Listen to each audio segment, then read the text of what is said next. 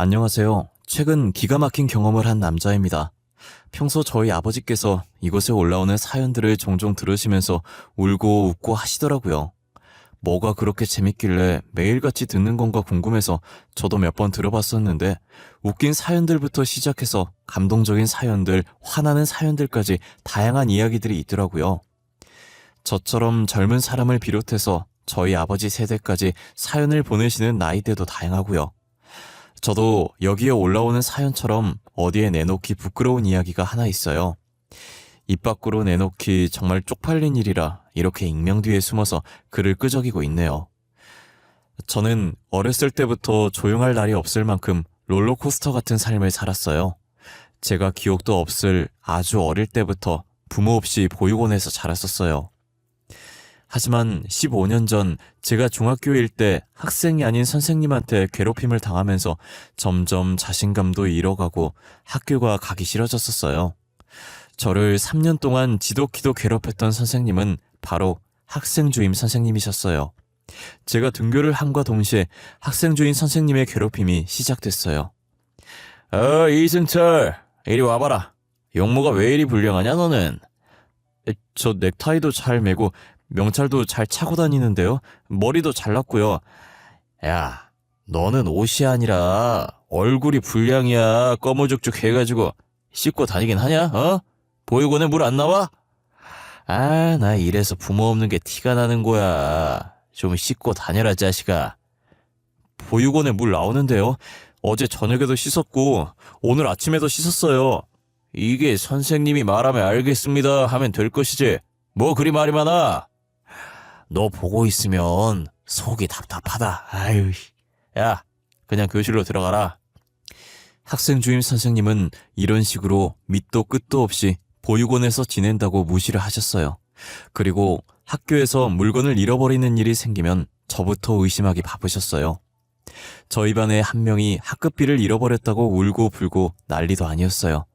지나가던 학생 주임 선생님께서 애우는 소리를 듣고 저희 반으로 들어오더라고요. 자, 동작 그만. 다 자리에 앉아 빨리. 학급비를 잃어버렸다고? 도둑 맞은 거야? 어디에 놔뒀었는데? 가방이나 서랍장 잘 찾아본 거 맞아? 제가 분명히 집에서 나올 때 학급비를 가방 안에 넣고 왔는데 지금 찾아보니까 없어요. 야, 누구야? 누가 친구 학급비 훔쳤어? 이승철, 너 아냐? 선생님, 저 아니에요. 왜 저부터 의심하고 그러세요? 저는 제 자리 근처에도 안 갔어요. 화장실 갈 때 말고 일어난 적도 없는데 제가 어떻게 돈을 훔쳐요? 여기서 너 말고 이런 짓 할 애들이 어딨어? 부모님들한테 다 용돈 받을 텐데 여기서 돈 없는 애 너밖에 없잖아. 매점 가고 싶어서 훔친 거 아니야? 하여튼 부모 없는 애들은 이래서 안 돼. 저 아니라니까요? 저 진짜 아니에요. 제 가방 뒤져보세요. 저 진짜 아니니까요. 학생 주임 선생님은 가방 뒤져보라는 제 말에 제자리로 와서 가방을 뒤집어 올리더니 제 책상 위로 가방을 털더라고요. 제 가방에 있던 짐들이 모두 책상으로 떨어진 그때 다른 반 애가 문을 열고 들어오더니 흰 봉투를 학급비 잃어버린 애한테 건네는 거예요. 야, 너가 방금 빌려준 책에 이거 있더라. 학급비라고 적혀있던데 너가 찾고 있을까봐 발견하자마자 왔어. 중요한 건데 잘 좀 챙겨라. 이게 왜 거기 있지? 아, 맞다. 내가 그냥 가방에 넣으면 구겨질까봐 교과서 안에 넣었었는데 깜빡했네. 진짜 고마워. 안 그래도 찾고 있었거든.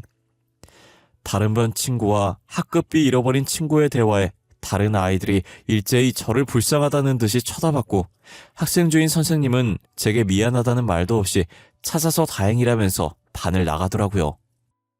자신의 실수로 이런 사단이 벌어졌는데 그 친구는 제게 미안하다는 말도 하지 않았어요. 그게 당연한 일이었고 이미 너무 익숙해서 묵묵히 가방에 제 물건들을 다시 담았어요. 저는 선생님의 무시로 인해 학교 친구들에게까지도 무시를 당하고 있었거든요. 선생님이든 친구들에게든 무시당하고 따돌림을 당하면서 30년 같은 3년을 보냈어요. 중학교 졸업하면서 다시는 학생 주임 선생님을 보지 않아도 된다는 생각에 너무 좋았어요. 고등학교도 일부러 중학교랑 최대한 멀리 떨어진 곳에 갔어요.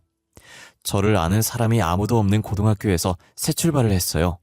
친구도 새로 사귀면서 즐거운 학창 시절을 보내고 있을 때였어요. 여느 때처럼 학교에 가서 수업을 듣고 하교를 했는데 보육원 앞에 고급차가 하나 세워져 있더라고요. 또 한 명의 친구가 입양을 가나 혼잣말을 하면서 보육원에 있는 조그만 운동장 같은 마당을 가로질러 가고 있었는데 누군가 제 쪽으로 달려오더니 저를 껴안는 거예요. 승철아, 잘 지냈어? 우리 아들 너무 보고 싶었어. 엄마가 너무 늦었지? 늦게 와서 미안해. 엄마요? 진짜 엄마예요? 저희 엄마 맞아요? 왜 이제 왔어요? 저 왜 보육원에 버린 거예요? 왜 그린 거예요, 왜? 엄마가 미안해. 엄마도 잃어버린 줄 알았다가 얼마 전에 너가 여기 있다는 걸 알았어. 우리가 형편이 좋지 못했거든. 그래서 할머니가 우리 힘들까봐 보육원에 널 맡기셨던 것 같아. 할머니께서 죽기 전에 너가 여기 있을 거라고 말해주더라고. 승철아, 우리가 정말 미안해. 더 일찍 찾아왔어야 했는데 이제야 찾아와서 너무 미안해. 날마다 부모님을 원망했어요. 왜 나를 여기에 버렸을까? 왜 나를 데리러 오지 않으실까? 그래도 지금이라도 와주셨으니 됐어요. 저를 다시 찾아주셔서 감사해요. 알고 보니 아직 걸음마도 떼지 못한 저를 보육원에 버리신 건 친할머니셨어요. 당시 부모님은 찢어지게 가난했었는데 저까지 보살필 돈이 없으셨던 거예요.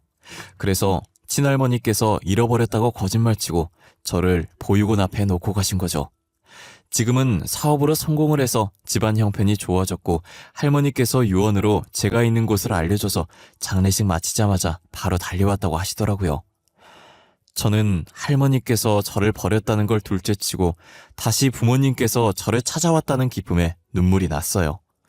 그동안 부모님 없다고 무시받으며 살았었는데 더 이상 무시받지 않아도 된다는 생각부터 들었거든요. 저희 부모님은 먹고 사느라 바빠서 저 말고 다른 아이를 낳지 않았어요. 자식이라곤 저 혼자였고 보육원에 보낸 미안함 때문에 하고 싶은 거 다 해주시려고 하셨어요. 승철이 꿈이 뭐야? 하고 싶은 거 없어? 고등학교 졸업도 얼마 안 남았잖아. 지금부터 졸업하면 뭐 할지 생각해봐야 할 때 아닌가? 딱히 하고 싶은 건 없어요. 그래도 굳이 생각해보자면 미술을 배워보고 싶긴 해요. 학교에서 말곤 배워본 적이 없는데 선생님이 제 그림 보시더니 미술 쪽으로 가보는 게 어떠냐고 하시더라고요. 그래? 우리 아들 그림 잘 그리나 보네. 미술 한번 배워볼래? 한국에서도 배워도 되지만 엄마는 프랑스 쪽으로 추천해주고 싶은데 프랑스에서 대학도 다니고 말이야. 저는 좋아요. 저 아직 해외 한 번도 안 가봤는데 괜찮을까요? 프랑스 가더라도 말이 통해야 공부도 하고 일상생활을 할 수 있잖아요. 남은 기간 동안 열심히 배우면 되지. 그리고 가서 부딪혀보면 자연스럽게 늘게 되어 있어. 그래도 너 영어는 어느 정도 하잖아. 거기 사람들도 영어로 하면 알아들을걸? 그래도 영어랑 프랑스어는 다르죠. 프랑스어를 가면 프랑스어를 쓰는 게 예의죠. 그럼 가기 전에 프랑스어 배우자. 엄마가 당장 학원 등록해줄게. 저는 프랑스어 학원을 다니다가 어차피 가야 할 거 빨리 가자는 생각에 20살 되고 바로 군대에 갔어요. 그리고 전역하자마자 부모님의 지원을 받아 프랑스로 유학을 갔고 본격적으로 미술을 배우게 됐어요. 부모님께서 필요할 때마다 돈을 보내주셔서 프랑스에 있는 동안은 돈 걱정은 딱히 안 했던 것 같아요. 그렇게 6년의 유학 생활을 마치고 한국으로 돌아와 어느 미대에 교수로 재직하고 있었어요. 교수 생활한 지도 어느덧 4년을 향해 가고 있었고 어느 정도 나이가 차니 슬슬 결혼 얘기가 나오더라고요. 저희 부모님께서 신약개발 회사를 운영하고 계신데 회사에서 마음에 드는 직원이 있었나 봐요. 저보고 결혼할 때 되지 않았냐면서 저한테 그 직원 얘기하려고 슬슬 시동을 거시더라고요. 승철이, 너 이제 32살 아니니? 내 친구 아들은 다 결혼했다고 하던데 너는 결혼할 생각 없어?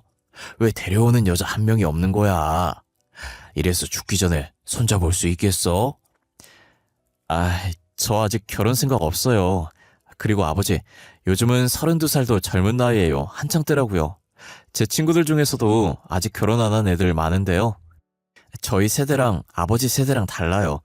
아이, 그래도 일찍 결혼해서 빨리 애 키워놓고 노년 편하게 놀고 먹는 게 낫지 않겠어?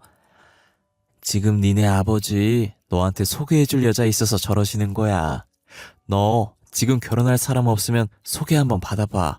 엄마도 봤는데 사람이 참 괜찮더라. 아빠 회사 직원이야. 아, 그래요?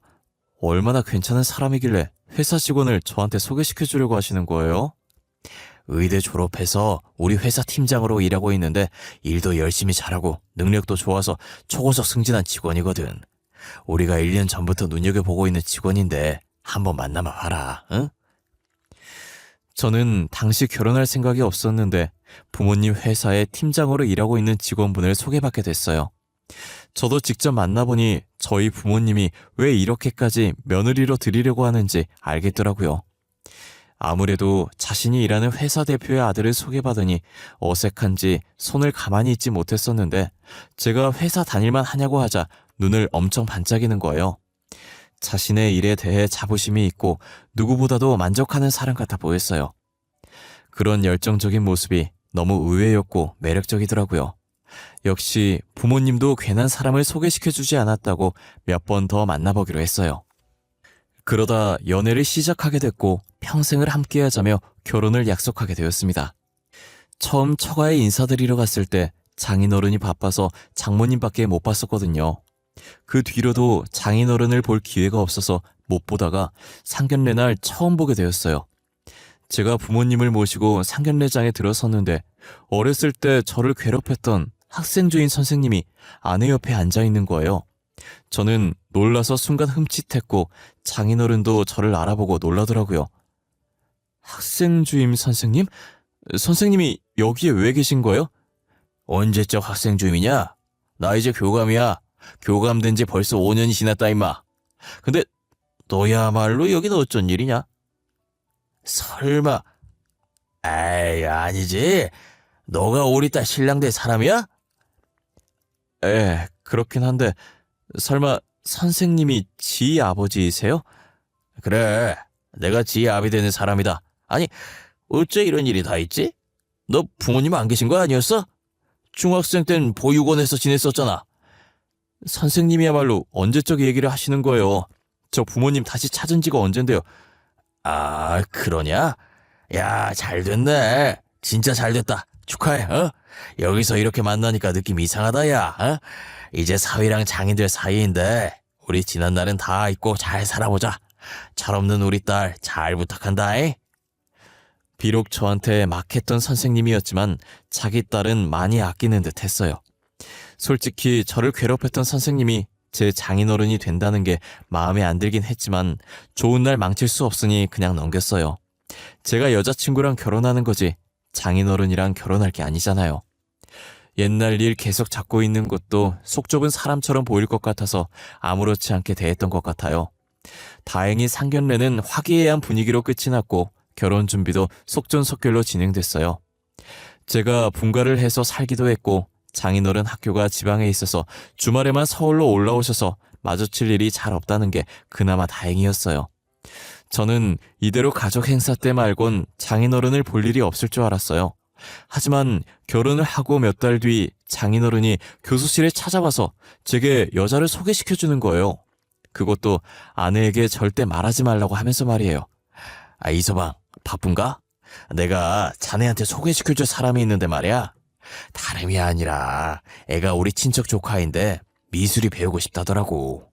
믿을 사람이 자네밖에 없어서 이렇게 찾아오게 됐어. 미술이요? 나이가 어떻게 되는데요? 학원에 보내도 되지 않아요? 애 가정 형편이 좋지 못해서 학원에 보내질 못해. 그래서 염치 없지만 자네한테 부탁하러 왔어.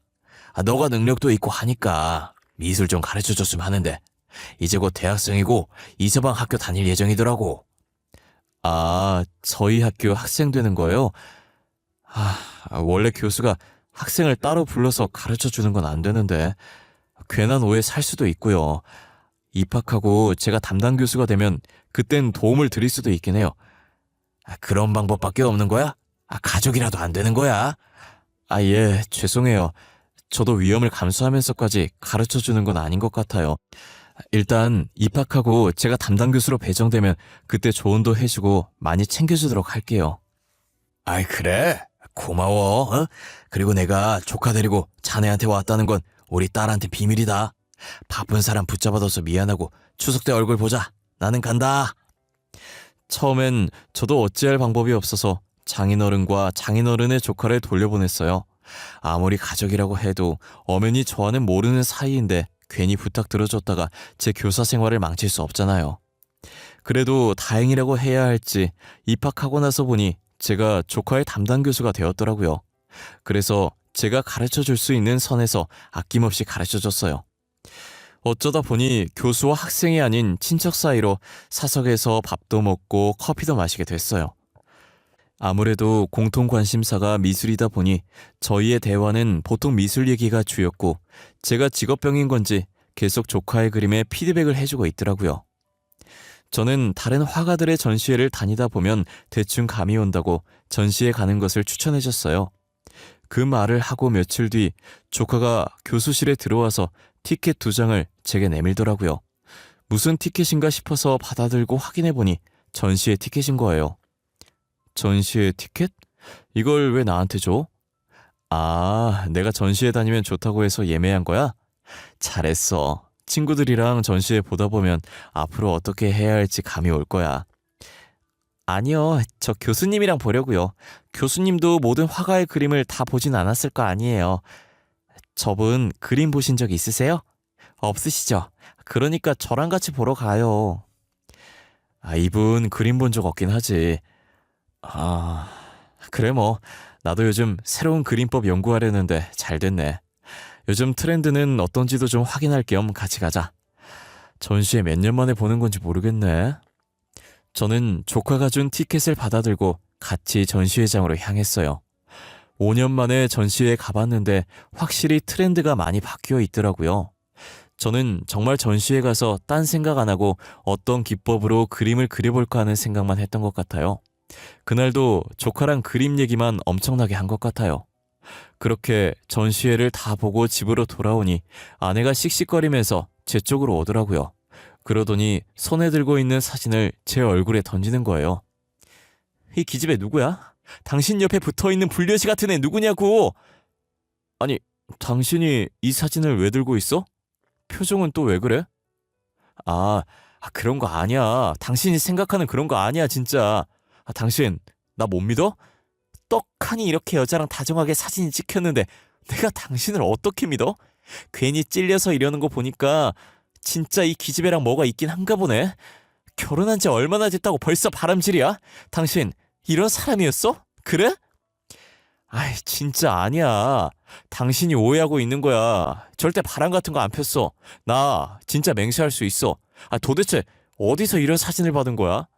내 대학 동기가 전시회 갔다가 네 얼굴 보고 내 남편인 것 같다면서 찍어 보내줬다. 왜? 바른 대로 말해. 안 그럼 이 기집애 상간녀 소송 걸어버릴 거니까. 그리고 당신이랑도 이혼할 거야. 아이씨, 장인어른이 말하지 말라고 했는데. 사실 그 여자 장인어른 먼 친척 조카야. 저번에 장인어른이 나한테 와서 조카가 미술 배우고 싶어 하는데 믿을 사람이 나밖에 없다고 부탁하더라. 무슨 소리야? 말이 되는 소리를 해. 겨우 지어낸 게 우리 아빠 먼 친척 조카냐? 어떻게 장인어른을 파냐? 나 저 얼굴 오늘 처음 봐. 우리 가족 중에 저런 얼굴 없다고. 당신이야말로 무슨 소리 하는 거야? 장인어른이 나한테 친척 조카라고 했어. 제가 억울하다는 표정으로 목에 핏대까지 세우며 말을 하자 아내도 이 정도면 진짜 억울할 것 같다면서 겨우겨우 제 말을 믿어주는 눈치더라고요. 하지만 아내는 이런 얼굴 단 한 번도 본 적 없다고 진짜 장인어른이 조카라고 했냐고 묻는 거예요. 진짜 우리 아빠가 이 여자 보고 먼 친척 조카라고 그랬어? 아니, 얼마나 먼 친척이길래 내가 몰라? 아니, 근데 나도 왜 너 몰래 조카를 맡겼는지 의문이긴 해. 근데 장인어른이 조카라고 하는데 내가 뭘 알겠어. 그렇구나 싶었지. 아빠가 진짜 미술만 가르쳐달라고 그랬어? 근데 다정하게 둘이서 전시회는 왜 간 거야? 진짜 미술만 가르쳐달라고 했어. 나쁜 뜻 전혀 없으셨고 미술 배우고 싶은 애라길래 도와주고 싶어서 도와준 게 다야. 다른 사람 그림을 봐야 그림을 어떻게 그릴지 감이 잡히니까 전시에 같이 간 거고. 아내는 팔짱을 끼며 제 말에 듣다가 골똘히 생각을 하는 것 같더니 이내 휴대전화를 들더라고요. 그리고 누군가에게 사진을 보내더니 전화를 거는 거예요. 엄마, 내가 방금 보내준 사진 봐봐. 그거 맞아. 엄마는 그 여자 본 적 있어? 혹시 우리 친척 중에 저런 조카 있어? 아니, 나는 처음 보는 여자인데. 근데 옆에 이서방 아니니? 이서방이 왜 이 여자랑 같이 있어? 설마 이서방 바람피니? 아니, 그런 거 아니야. 그럼 엄마도 모른다는 거지? 확실히 수상하단 말이야. 아빠가 이서방한테 이 여자를 친척이라고 소개했다던데 엄마가 좀 알아봐 줄 수 있어? 알겠어. 내가 이 여자 누군지 알아보고 나중에 다시 연락 줄게. 아내에 이어 장모님도 그 조카가 누군지 모르겠다고 하시더라고요. 저와 아내는 사진을 보면서 그럼 이 여자는 도대체 누구냐면서 답답해했어요. 그러다 며칠 뒤 그 조카의 정체를 알아내신 건지 장모님께 전화가 왔더라고요. 저희는 같이 들으려고 스피커폰을 바꿔서 듣고 있었어요. 엄마, 알아낸 거라도 있어? 그 여자 도대체 누구야? 아이, 내가 너무 어처구니가 없어가지고 혹시나 몰라서 네 아빠 집에 왔을 때 몰래 지갑 뒤졌거든? 근데 지갑 안에 접어놓은 사진이 있는 거야. 그래서 펼쳐보니 그 여자랑 찍은 가족 사진이더라. 뭐? 가족 사진? 그게 무슨 소리야? 그럼 그 여자랑 아빠가 불륜이라는 거야? 아니, 그 기집애가 네 배다른 동생인가 봐. 내 나이 정도 되어 보이는 여자도 하나 있더라. 그 여자랑 바람났나 보지. 도대체 몇 년이나 우리를 속인 거야? 알고 보니 장인어른은 학교가 지방에 있어서 장모님과 결혼하고 쭉 주말 부부로 지내게 되었는데 서울에 살고 있는 장모님 몰래 지방에서 상간녀와 살면서 두 집 살림을 하고 있었어요. 한마디로 평일엔 상간녀와 있고 주말엔 장모님과 있었던 거예요. 장모님에게도 아내에게도 늘 한결같던 사람이라 아무 의심을 하지 않았던 겁니다. 이때까지 내가 그딴 놈이라 살았다는 게 너무 치욕스러워. 내 인생이 너무 쪽팔려. 나 더 이상 네 아빠랑 같이 못 살아. 이혼할 거야. 이미 이혼할 거라고 네 아빠한테 말해놨어. 잘했어. 이혼해. 나도 아빠가 그런 사람인 줄 몰랐네. 정 떨어져 진짜. 그동안 우리한테 다정하게 대했던 거 다 연기였던 거야? 진짜 소름 끼쳐. 너 앞으로 다른 사람이 아버지 뭐 하시냐고 물으면 죽었다고 그래. 알겠지? 장모님은 황혼이혼을 선언하셨고 얼마 지나지 않아서 정말 황혼이혼을 하셨어요. 그 뒤로 장인어른은 저희에게 연락을 하지 않으셨고 저희도 장인어른 근황을 궁금해하지 않았어요. 저는 길고 길었던 장인어른과의 인연이 이대로 끝이 나는 줄 알았어요. 하지만 며칠 뒤에 아침 일찍 장인어른한테 연락이 온 거예요. 이서방, 내가 부탁이 있어서 전화했네. 지 몰래 우리 소연이 미술 계속 가르쳐주면 안 되겠나? 우리가 학생과 제자, 장인어른과 사이로 나눈 정이 얼마니? 응? 죄송해요. 저는 학생과 제자로서도 장인어른과 사위로서도 정이 전혀 없네요. 장인어른과 보낸 시간들 중에 좋았던 기억이 하나도 없어서 말이에요. 내가 부탁할 사람이 자네밖에 없어서 그래. 제발 우리 딸 미술 좀 가르쳐줘. 그 부탁 들어드리기 힘들 것 같아요. 아내 몰래면 더더욱이요. 저 다시는 아내한테 오해 살 일 하고 싶지 않아요. 이만 끊겠습니다. 장인어른이 저한테 왜 전화했나 했더니 자기 딸 교육을 계속 해달라고 전화를 한 거더라고요. 어쩜 사람이 염치가 저렇게 없는지 얼굴에 철판을 몇 개를 깔아야 저런 용기가 생길까요? 제가 장인어른과 무슨 정을 나눴다고 학창시절 얘기를 꺼내는지 모르겠어요. 역시 밟은 사람은 기억 못하고 밟힌 사람만 기억한다더니 그 말이 정확했어요. 자기가 제게 했던 짓을 기억하면 절대 저렇게 말 못할 거예요. 저는 너무 괘씸해서 장인어른한테 전화 왔었다고 아내에게 다 말해버렸어요.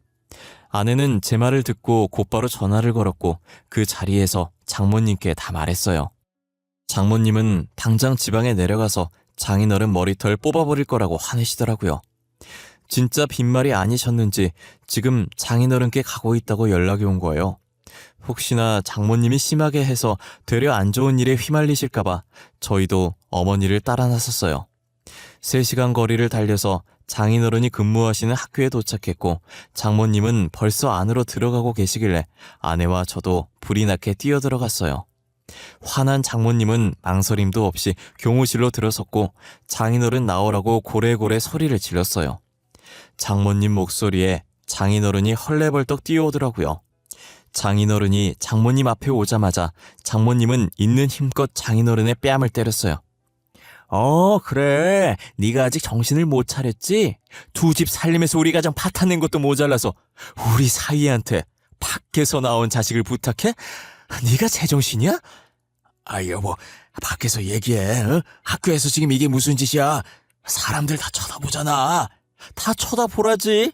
그래도 네가 한 짓이 쪽팔린 짓이라는 거 알긴 아나 봐. 내가 그냥 곱게 나가줄 줄 알았어?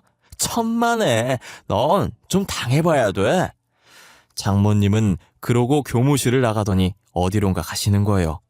저와 아내는 놓칠세라 다른 선생님들께 죄송하다고 하고 장모님을 뒤쫓아갔어요. 장모님이 도착한 곳은 다름 아닌 교장실이더라고요. 교장실 앞에서 심호흡 한 번 하시더니 그대로 문을 열고 들어가시는 거예요. 당연히 갑자기 들어온 장모님을 보고 교장 선생님께서 놀라셨고 장모님은 아랑곳하지 않고 교장 선생님 앞에 사진 2장을 펼쳐놓으셨어요. 그리고 주머니에서 종이 하나를 더 꺼내더니 같이 펼쳐놓는 거예요.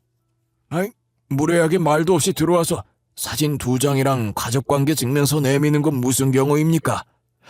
잠시만, 이거 저희 교감 선생님 아닌가요? 이것도 교감 선생님. 이게 뭔가요? 안녕하세요, 교장 선생님.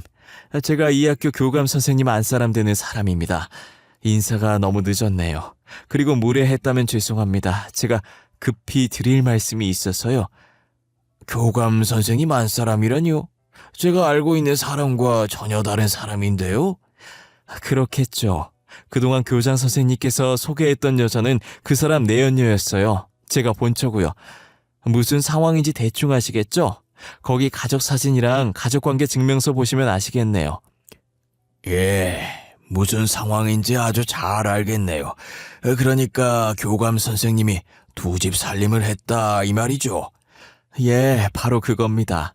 과연 2집 살림을 하는 사람 밑에서 자라나는 새싹들이 뭘 보고 배울 게 있을까요? 이 사실이 알려지면 과연 학부모들이 가만히 있을까요? 학교 이미지는 어떻게 될까요? 그쵸. 공무원이 청렴해야 하는데 이렇게 2집 살림을... 무슨 뜻으로 말씀하시는 건지 아주 잘 알았습니다. 오늘부로 교감 선생님을 해고하도록 하죠. 장인어른을 해고하겠다는 교장 선생님 말에 장모님은 흡족하다는 듯 웃으면서 교장실을 나오셨어요. 교장 선생님도 곧바로 나오더니 교무실로 향하더라고요. 굉장히 화가 나신 듯 교무실 문을 쾅 소리 나도록 여시더니 장인어른께 고래고래 소리를 지르셨어요. 저희는 소리 지르는 교장 선생님을 뒤로 하고 학교를 빠져나왔습니다. 장모님은 이제야 속이 후련하다면서 배꼽을 잡고 웃으시더라고요. 아내는 장모님께 잘했다고 엄지를 올렸고 저도 아내 따라서 엄지를 치켜드렸어요. 또다시 장인어른한테 연락 오면 바로 본인에게 말하라고 하시더라고요. 다시는 전화 못하게 눈물 콧물 쏙 빼놓을 거라고 하시면서요. 그리고 장모님이 이 일을 저희 가족에게 알리지 말아달라고 했어요. 만약 알게 되면 쪽팔려서 저희 가족을 다시는 못 볼 것 같다고요. 저는 비밀로 하겠다고 했고 혹시나 장인어른 얘기 나오면 잘 모르겠다고 하기로 했어요. 아무것도 모르는 저희 부모님은 일 잘하고 내조 잘하는 저희 아내를 더 좋아하셨고 팀장에서 실장으로 초고속 진급을 시켜주셨어요. 장모님은 저희 볼 낯도 없다고 하시면서 고향으로 내려가서 살기로 하셨고 가끔 한 번씩 저희 집에 놀러 오시곤 하셨어요. 장인어른은 그 뒤로 더 이상 얼굴을 볼 수도 없었고 어떠한 소식도 들을 수 없었어요. 아무 소식도 안 듣는 게 저희 가족 입장에선 더 좋았어요. 저희는 장인어른이 없었던 사람인 것처럼 흔적을 지우고 살고 있어요. 세상엔 영원한 비밀이 없다는 말처럼 어떤 비밀이든 언젠가 수면 위로 올라오게 되는 것 같아요. 저는 살아 숨쉬는 한 이런 비밀은 절대로 만들지 않으려고요. 제 이야기는 여기까지입니다. 지금까지 저의 긴 이야기를 들어주셔서 감사하고 늘 건강하고 가족들과 행복한 시간 보내시길 바래요.